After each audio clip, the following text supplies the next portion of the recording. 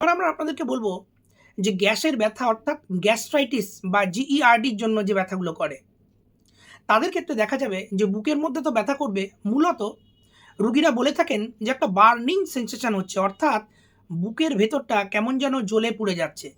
এবং এই অ্যাসিডটা যখন উপরের দিকে উঠে আসবে তখন আপনাদের গলাতেও যেন মনে হবে জ্বলে পুড়ে যাচ্ছে। আপনাদের মুখে একটা বিটার টেস্ট হবে। মুখের মধ্যে টক, টক একটা আপনাদের সেনসেশন হবে। তো এইরকমই কিন্তু মূলত যাদের ক্ষেত্রে গ্যাসের ব্যথা হচ্ছে তাদের ক্ষেত্রে হবে। এবং এই ব্যথাটা কিন্তু বিভিন্ন দিকে ছড়িয়ে যাবে না। যেমন ধরুন ঘাড়ে ব্যথা, তারপরে ধরুন হাতে ব্যথাটা নেমে এলো, এইরকম কিন্তু হবে না। এর সঙ্গে আপনাদের এই যে মাথা ঘুরে যাওয়া, হঠাৎ করে অজ্ঞানের মতো পরিস্থিতি, শ্বাসকষ্ট হওয়া, এরকমও কিন্তু গ্যাস্ট্রাইটিসের ব্যথার ক্ষেত্রে হবে না। হ্যাঁ, তবে যদি আপনারা অ্যান্টাসিড খান, গ্যাসের ওষুধ খান, সেক্ষেত্রে কিন্তু আপনাদের এই ব্যথাটা অনেকটা রিলিফ হতে পারে, অর্থাৎ ব্যথাটা কমে যেতে পারে। তো এরকম কিন্তু গ্যাসের ব্যথার ক্ষেত্রে হবে। এছাড়া অন্যান্য যে লক্ষণ হওয়া, দম নিতে অসুবিধা হওয়া, শ্বাসকষ্ট হওয়া, সেগুলোও কিন্তু গ্যাসের ব্যথার ক্ষেত্রে হবে না। গ্যাসের যখন সমস্যা হয় তখন অনেক ক্ষেত্রেই দেখা যায় যে দেখবেন পেটটা কেমন যেন ফেঁপে গেছে, ফুলে গেছে।